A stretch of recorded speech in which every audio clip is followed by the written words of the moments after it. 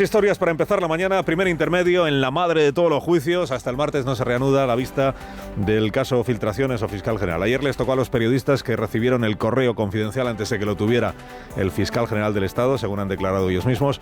Uno de esos periodistas declaró, dijo que lo tuvo antes que él y por 3 fuentes distintas, y otro dijo, yo lo tenía una semana antes, desde el 6 de marzo, lo dijo Precedo.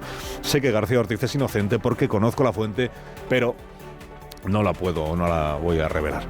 Más de juzgados, Peinado imputa a otra empleada de Moncloa. Bueno, no es una empleada cualquiera, es la secretaria general de Presidencia del Gobierno por el caso Begoña. La jueza de Catarroja cita como testigo al dueño del Ventorro en la causa de la Riada y también a altos cargos de la administración que en funciones, pero todavía dirige el señor Mazón. Y Cáritas denuncia que en la España de 2025 la pobreza es cada vez más acusada, que las clases bajas viven al límite, que tener un trabajo ya no te salva y que vivir de alquiler a un precio de mercado tampoco te libra de estar en puertas o sufriendo ya la pobreza. Quien nace pobre, dice el informe, tiene cada vez más difícil ascender en la escala económica o la escala social por muchos méritos que hagan. La fragmentación social en la que nos encontramos, año 2025, según Cáritas, en España, es inédita. No, hoy no hay sesión del juicio al Fiscal General del Estado. Hoy a descansar todo el mundo.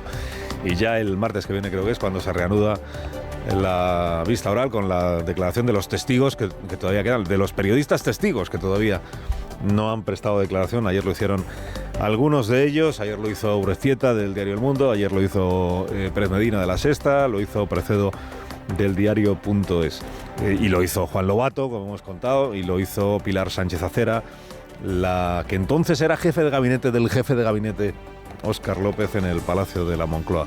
Bueno, los periodistas Precedo y Pérez Medina, que lo que ya declararon ante el juez de instrucción, lo que pasa es que el juez Hurtado, la verdad es que le dio bien poca relevancia a su testimonio, lo que vienen declarando es que ellos tenían el correo electrónico en cuestión, el correo del abogado al fiscal, que es objeto de investigación, y que sería, digamos, la prueba de que el elemento que hace que se cometa un delito de filtración de un secreto, si quien lo ha filtrado es quien estaba obligado a preservar esa confidencialidad, que ellos ese documento, o la captura o el pantallazo de ese documento, lo tenían desde antes de que lo recibiera el Fiscal General del Estado, que es una manera de decir, desde luego, al menos a nosotros dos, nuestra fuente no es el Fiscal General del Estado, nuestro proveedor de ese documento no es el Fiscal General del Estado. Declaración ayer en el juicio del Tribunal Supremo. Precedo dijo que él lo tenía desde el 6 de marzo, o sea, una semana antes de que se produzca. O sea, que quien se lo filtró a él, quien le filtró todo el material, digamos, no se lo filtró con idea de desmentir ningún bulo que hubiera difundido nadie, porque es una semana anterior a todo eso. Y Pérez Medina de La Sexta dijo que lo tuvo esa misma noche y por 3 fuentes distintas antes que el Fiscal General. Está el dilema moral de que hay una persona a la que se le pide cárcel que yo sé que es inocente porque conozco la fuente, pero no puedo decir mi fuente. Es un dilema moral. Yo tenía el contenido del correo a través de 3 fuentes distintas. El secreto profesional es un buen asunto luego para la tertulia de periodistas en este programa. Secreto profesional, ¿qué haría cada uno ante una situación como esta? Si sabes que está siendo juzgado o acusado a alguien que tú sabes que es inocente porque sabes quién es el culpable, si es que quien filtró, tenía obligación de preservar la confidencialidad, que es ahí cuando hay delitos. Si quien lo filtró no tenía ninguna obligación, pues es otra cosa, pero si tú sabes que está siendo acusado o juzgado un inocente porque sabes quién es el culpable, prevalece el secreto profesional. ¿O no? Un buen debate sobre todo para periodistas. Bueno, Pilar Sánchez Acera, que fue jefa de gabinete del jefe de gabinete y que fue quien le pasa el pantallazo al señor Lobato para que lo utilice en el Parlamento Autonómico de Madrid. Bueno, la señora Sánchez Acera recuerda que a ella no es la Fiscalía quien le envía ese material, recuerda que es un periodista. Este juicio está lleno de periodistas y fiscales, como usted comprueba, ¿no? Y de políticos. Periodistas, fiscales y políticos. Ella recuerda que es un periodista, pero lo que no recuerda es ni qué periodista ni de qué medio es. A mí me viene de un medio de comunicación. ¿De cuál? Pues es lo que no puedo recordar. Los medios de comunicación no tienen WhatsApp. ¿Qué periodista? Bueno, no puedo recordar de qué medio era el periodista que me realiza ese envío. Venía de un medio, era un periodista que venía de la política regional. Una pista tiene, pero no termina de... Dice, además no he podido ayudarme en un ejercicio de memoria porque el móvil que utilizaba entonces ya no es el que utilizo ahora, cambié de trabajo y entonces ya no pasé la información de un móvil a otro, entonces tampoco tengo todo aquello. Total, que no hay...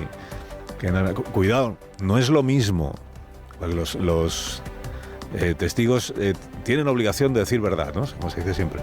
No es lo mismo alegar o invocar el secreto profesional, como ayer el presidente del tribunal le reconoció a los periodistas que declaran.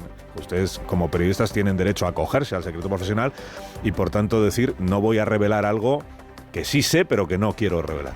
No es lo mismo eso que decir no recuerdo cuando no es verdad que no lo recuerdes, si es que no es verdad que no lo recuerda, que igual es que de verdad sufre de desmemoria la señora Sánchez Acera. Pero claro, si sí lo recuerdas y dices en el tribunal que no lo recuerdas, lo que estás haciendo es mentir. Y ahí no hay secreto profesional que te ampare. Que no digo yo que sea eso lo que está haciendo Sánchez Acera, que igual es que de verdad no se acuerda. Sabe que fue un periodista, debe tratar con tantísimos periodistas, una legión que no ha tenido oportunidad de contrastar con ellos. Oye, ¿quién fue el que me mandó? Que no recuerdo exactamente. ¿Y de qué medio? Hay un medio que unos minutos después de que Sánchez Acera le pase a Lobato el asunto y le diga utilízalo en el Parlamento, hay un medio que no tiene por qué ser el mismo, que es el primero que publica el pantallazo en cuestión, que es El Plural. Es un medio, una web dirigida en aquel momento por Angélica Rubio, hoy consejera de Radio Televisión Española a propuesta del Partido Socialista. Pero bueno, que siguen los misterios en la vista oral. Y luego que declaró Juan Lobato, que tampoco es que estuviera muy fino de memoria, porque le preguntaban por cosas y él decía, pues yo no lo recuerdo, pero si usted lo está leyendo de mi teléfono móvil, como fui yo quien aportó mi teléfono móvil, pues será como usted dice. Total, que no hay mucha memoria y tal. Bueno, el juicio sigue la semana que viene y veremos. Y el último en declarar será el acusado, que es el fiscal general del Estado. Y en el capítulo judicial, por así decirlo, añadimos que ayer declararon también dos fiscales, en este caso Estampa y Grinda, que son fiscales, eran, en el caso de Estampa, fiscales de la Fiscalía Anticorrupción, que declaran en el caso de Leire Díez. Y que en el caso de Estampa, por ejemplo, es que tiene grabado el momento en el que Leire Díez le presiona para que le aporte munición contra Alejandro Luzón, jefe de la Fiscalía Anticorrupción, a cambio de promesas que le hace de todo tipo, y ella dice que está actuando con el conocimiento o en nombre de Pedro Sánchez y de Santos Cerdán. Y el fiscal Estampa grabó esa conversación porque sospechaba de que podía tener algún valor en algún momento.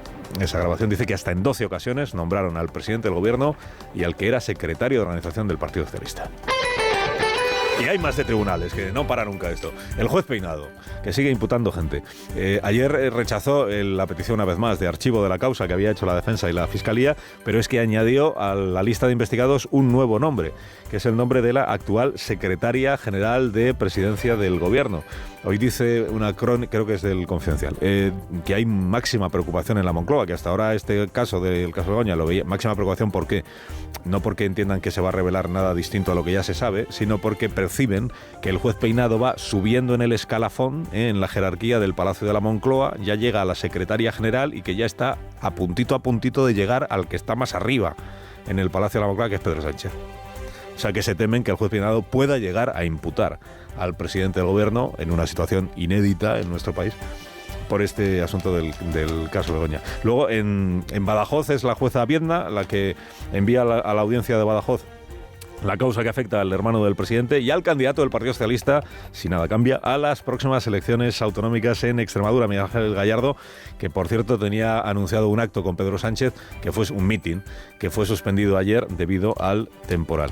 Y en la Comunidad Valenciana no está imputado Carlos Mazón, porque en el caso de que lo fuera, como sigue siendo aforado, la jueza tendría que entregar la causa al Tribunal Superior, pero sí ha citado como testigos, la jueza de Catarroja, a altos cargos del gobierno de Carlos Mazón, y también ha citado como testigo al dueño del Ventorro, que tiene interés en preguntarle cosas. Lo primero que le preguntará, supongo, que si es verdad que estuvieron allí Carlos Mazón y la señora Vilaplana, y en el caso de que el dueño del Ventorro lo confirme, pues habrá que ver, aplicando la doctrina Óscar Puente, pues habrá que ver quién se lo cree y quién no se lo cree. O quién, a pesar de que diga que sí que estaba allí, puede decir, pues yo, como yo no me lo creo, pues digo que es inverosímil. El informe del Cáritas, del que hablaremos esta mañana a las 9 con el autor de esta investigación, o de este estudio, que es bien interesante y sobre todo bien, iba a decir estremecedor, sí, o demoledor, porque lo que dice el informe de Cáritas es que estamos viviendo una situación de lo que llama fragmentación social inédita en nuestro país, con un 52% de personas más en riesgo de exclusión severa que las que teníamos hace no tantos años, en 2007, 52% más, o sea que se ha acelerado el riesgo de exclusión social, que tenemos a cerca de 4,5 millones de personas en este momento en España que están en esa situación, y de ellas un tercio son menores de edad, y que lo que está fallando es, dice el sistema, no las personas, dice el informe, en 2 de cada 3 hogares en situación de exclusión moderada, al menos hay una persona trabajando, o sea, que tener trabajo ya no te salva de vivir en una situación de pobreza, y que la vivienda o la carestía, el coste de la vivienda, incluido el alquiler, es lo que está complicando más la vida o la situación a muchas personas, a muchas familias. Dice este estudio que las personas con bajo nivel educativo tienen más del doble de probabilidades de caer en situaciones de pobreza.